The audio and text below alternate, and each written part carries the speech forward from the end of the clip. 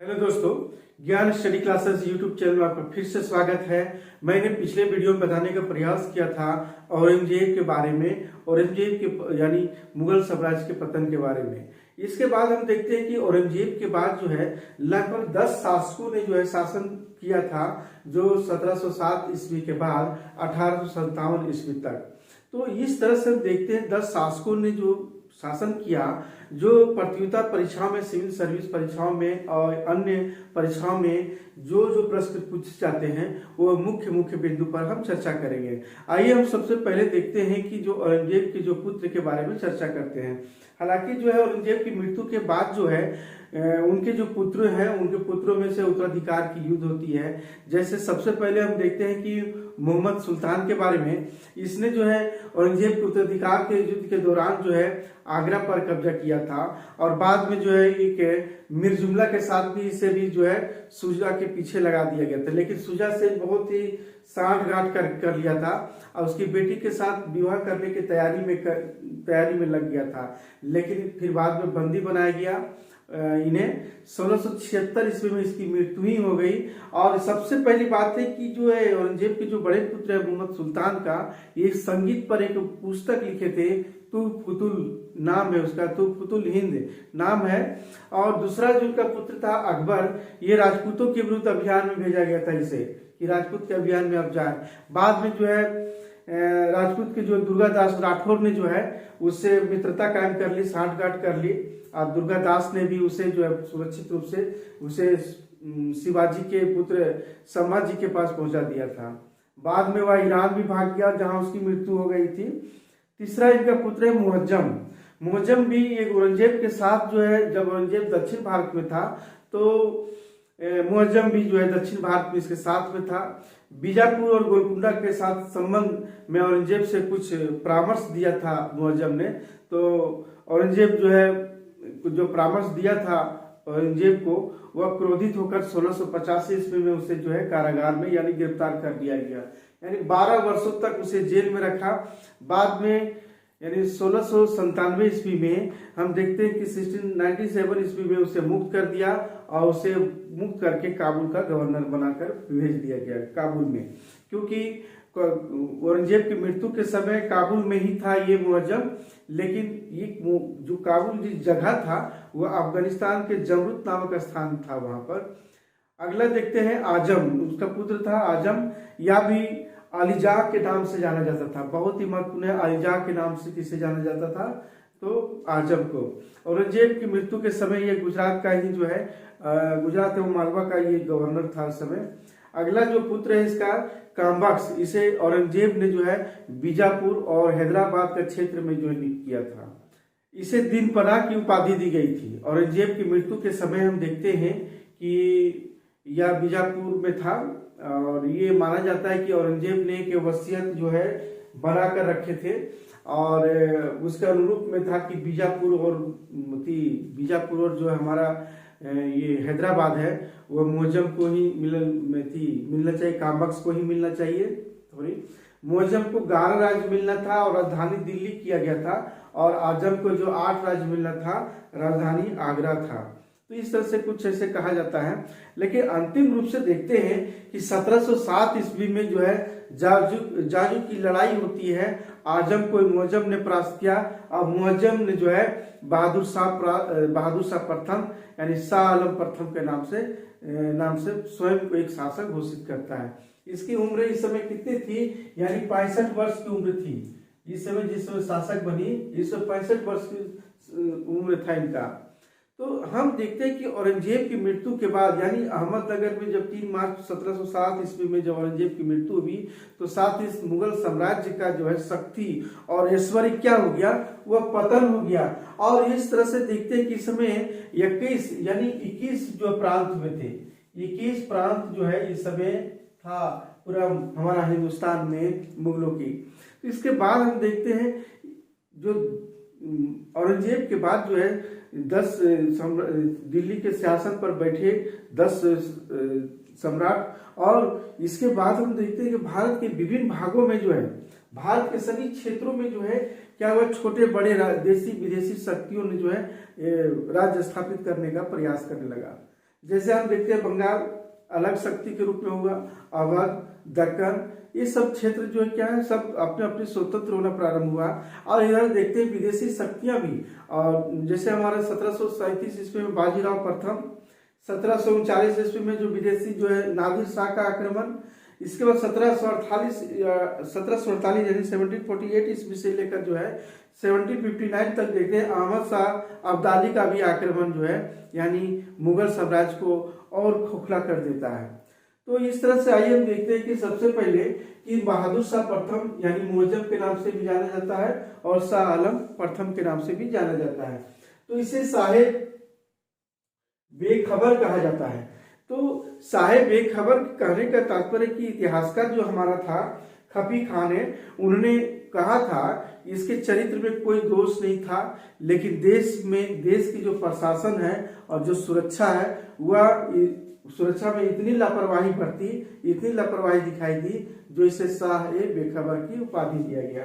ये परीक्षाओं में पूछे जाते हैं तो इनमें से किन शासकों को जो है साहेब बेखबर कहा जाता है। तो हमें याद रखना है कि बहादुर शाह प्रथम यानी मुअज्जम या शाह आलम प्रथम को ही जो है साहेब बेखबर कहा जाता है। तो इस तरह से देखते हैं कि जब बहादुर शाह प्रथम जब शासक बने, जब हमारा 1707 से लेकर 1712 ईस्वी तक इनका शासन रहा, ये बहादुर शाह प्रथम का। तो इनके शासन काल में देखते क्या क्या मुख्य मुख्य बिंदु थे वो हम देखते हैं। सबसे पहले देखते हैं कि राजपूतों के बारे में कि शुरू में जो है आमेर और जो हमारा मारवाड़, आमेर और मारवाड़ राजपूतों पर नियंत्रण रखने की कोशिश की। सबसे पहले इन्होंने आमेर और मारवाड़ पर नियंत्रण रखने की कोशिश की। आमेर में जो है जय सिंह को हटाकर विजय सिंह को राजा बनाया। मारवाड़ में अजीत सिंह को मुगल अधिकता स्वीकार करने के लिए दबाव डाला। बाद में जो है समझौतावादी नीति अपनाता है और जय सिंह को पुनः फिर गद्दी पर बैठाता है और अजीत सिंह को क्या करता है 5,000 का मनसब प्रदान देता है। तो इस तरह से देखते हैं। तो मराठा भी हम देखते हैं आगे कि साहू जी को कैद से मुक्त करा दिया, क्योंकि उस समय जो है औरंगजेब के समय साहू जी को कैद कर लिया गया था, लेकिन जब बहादुर शाह आए तो साहू जी को कैद से मुक्त कर दिया। साहू जी को मराठा क्षेत्र भेज दिया गया और ताराबाई को वहां से तख्त को छोड़ना पड़ा, क्योंकि ताराबाई वहीं पर था। तो इस तरह से मराठा क्षेत्र से पुणे में साहू जी को और सतारा में जो है ताराबाई को मान्यता दे दिया गया कि आप लोग वहां से शासन कर सकते हैं। तो मराठों को आपस में लड़ने के लिए एक तरह से छोड़ दिया गया कह सकते हैं, क्योंकि दोनों का शासन जैसे पुणे में साहू जी को और सतारा में ताराबाई को। तो इस तरह से मराठों को भी जो है यहाँ पर नकेल कस दिया गया। स्वदेश मुखी वसूलने का अधिकार दिया, लेकिन चौथ वसूलने का अधिकार नहीं दिया गया। इनके समय में हुआ सिख जो है गुरु गोविंद सिंह से संधि कर एक बड़ा मनसब भी दिया गया था उस समय, लेकिन जब जैसे गुरु गोविंद सिंह की मृत्यु हो जाती है 1708 ईस्वी में, तो मृत्यु के बाद गुरु पंथ का समाप्त हो जाता है। लेकिन आगे के चलाने वाला उनका शिष्य जो था बंदा बहादुर ने सिखों का नेतृत्व संभाला। अब बंदा बहादुर ने सिखों का नेतृत्व संभाला और बंदा बहादुर ने जो है सतलज और जमुना के बीच में लगभग क्षेत्रों पर अधिकार कर लिया। यानी जिस तरह से सतलज हमारा जो है क्षेत्रों में जो है अधिकार कर लिया। लोहगढ़ का किला पर भी गुरु गोविंद सिंह ने बनाया था। लोहगढ़ का यानी हमारा जो हिमालय की तराई के क्षेत्रों में जो है जो लोहगढ़ का किला बनाया था गुरु गोविंद सिंह ने, उसे जो है मुगलों ने 1710 ईस्वी में जीत लिया। बंदा बहादुर वहां से भाग निकला, क्योंकि बंदा बहादुर लोहगढ़ के किला में रहता था। तो वहां से जैसे मुगलों ने अधीन कर लिया तो बंदा बहादुर भाग निकला। और इसी तरह देखते हैं कि 1711 ईस्वी में मुगलों ने जो है सरहिंद पर अधिकार कर लिया। इसके बाद 1712 में सिखों ने पुनः लोहगढ़ का किला फिर से जीत लिया, यानी सिखों ने जो है फिर लोहगढ़ का किला जीत लिया। बहादुर शाह प्रथम ने जो है बुंदेला सरदार जो छत्रसाल से बहुत अच्छा संबंध बनाया। इसके साथ साथ जो बहादुर शाह प्रथम चुड़ामन जो नेता जाट नेता जो चुड़ामन था, उस चुड़ामन से भी अच्छे संबंध बनाया, क्योंकि बंदा बहादुर के खिलाफ में मुगलों की मदद की थी, ये चुड़ामन ने मदद की थी। तो इसके सबसे बड़ा रीजन है कि इनके समय में बहादुर शाह अपने समय में बहुत ज्यादा अंधाधुंध जागीर दिया गया, यानी इतनी जागीर दी गई और इतनी पदोन्नति यानी प्रमोशन दिया गया लोगों को, अपने अधिकारियों को, कि देने के कारण उसका जितना भी राजकीय वित्त जो था वो राजकीय वित्त गड़बड़ा गई, यानी कोई स्थिति पहले से भी और पूरी खराब हो गई। तो इस तरह से देखते हैं कि 1712 में ईस्वी में इनकी मृत्यु हो जाती है। अब एक देखते हैं सबसे बड़ा महत्वपूर्ण कि बहादुर शाह मृत्यु के बाद जो है इनके 4 पुत्र थे। बहादुर शाह प्रथम के जो पुत्र थे वो 4 पुत्र था। उस चारों पुत्रों में जो है लड़ाई फिर प्रारंभ हुआ। पहला हमारा था जहांगीर शाह। इनके 4 पुत्र थे, जहांगीर शाह, अजीम उस शान, है ना, अजीम उस शान, इसी तरह जो है अजीम उस शान, जहां शाह, और एक और पुत्र इसका नाम था जो बहुत ही रफी उस शान।